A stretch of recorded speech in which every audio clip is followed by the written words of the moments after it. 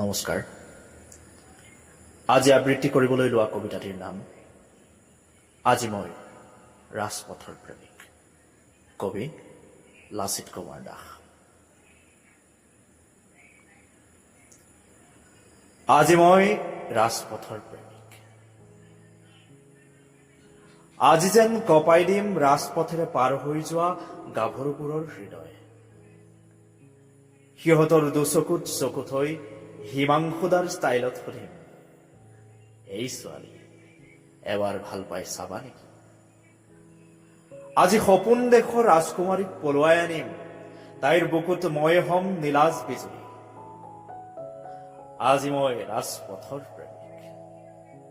কোনোবাই কব সেইফালে নাযাবা, এজন মাতাল প্ৰেমিকৰ আজি নিচা লাগিছে।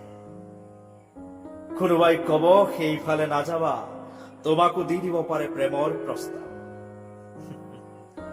কোনোবাই কক বা নকক, আজি মোৰ বুকুত কৃষ্ণচূড়াৰ ৰং।